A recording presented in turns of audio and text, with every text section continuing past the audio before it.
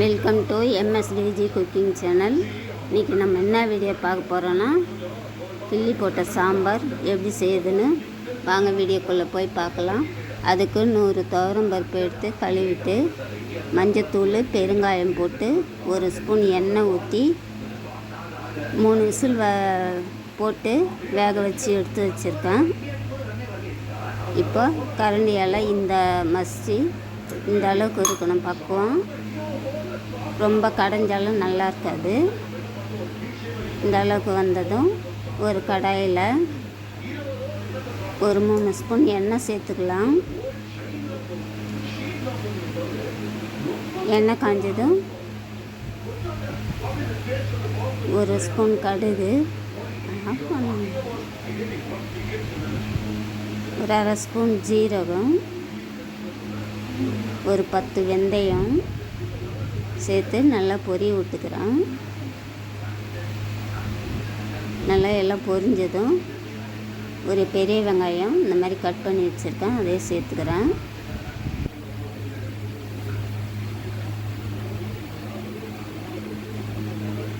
கொஞ்சம் வதங்கினதுக்கப்புறம் நம்ம காஞ்ச மிளகா 3 காஞ்ச மிளகா கிள்ளி வச்சுருக்கேன், அதையும் சேர்த்துக்கிறேன்.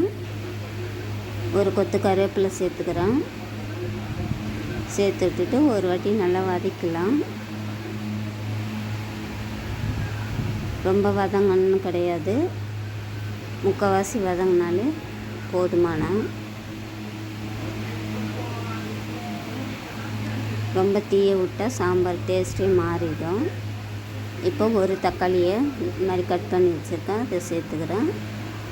வெங்காயம் தக்காளி வதங்கிறதுக்கு கொஞ்சமாக கல் உப்பு சேர்த்துக்கிறேன். சேர்த்து விட்டுட்டு நல்லா குழைய வேக வச்சு இந்த அளவுக்கு புளி எடுத்து வச்சுருக்கேன், தண்ணியில் போட்டு கரைச்சி வச்சுருக்கேன். கொஞ்சம் பெருங்காயம் சேர்த்துக்கிறேன். ஏற்கனவே பருப்பு கூட பெருங்காயம் சேர்த்ததால் கொஞ்சமாக சேர்த்துக்குங்க.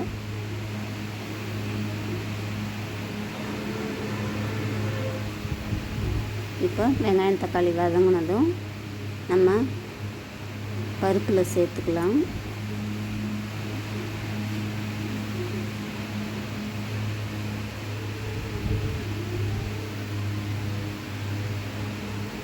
தேவையான அளவுக்கு 1 கப் அளவுக்கு, இது வந்து கிள்ளி போட்ட சாம்பார்ன்றதால கொஞ்சம் தண்ணியாக இருந்தால் தான் நல்லாயிருக்கும்.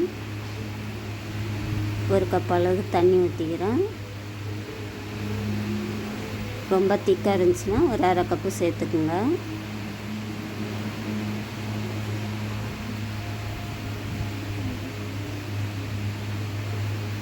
இந்த குழம்புக்கு தகுந்த உப்பு சேர்த்துக்குங்க. இது வந்து ஒரு கொதி வந்ததும் அதுக்கப்புறம் புளி கரைசலை சேர்க்கலாம். இந்த அளவுக்கு கொதி வந்ததும் நம்ம புளி கரைச்சி வச்சுருக்கேன், அதை சேர்த்துக்கிறேன். சேர்த்துட்டு மறுபடியும் நல்லா ஒரு கொதி வரட்டும். இந்த அளவுக்கு கொதி வந்ததும் கடைசியாக கொத்தமல்லி இலையை போட்டு அடுப்பை ஆஃப் பண்ணிடலாம். அவ்வளோதான், நம்ம கிள்ளி போட்ட சாம்பார் ரெடி ஆயிடுச்சு. இந்த வீடியோ பிடிச்சிருந்தா லைக் பண்ணுங்கள், ஷேர் பண்ணுங்கள், கமெண்ட் பண்ணுங்கள். எம்எஸ்டிஜி குக்கிங் சேனலுக்கு சப்ஸ்கிரைப் பண்ணுங்கள். தேங்க்யூ.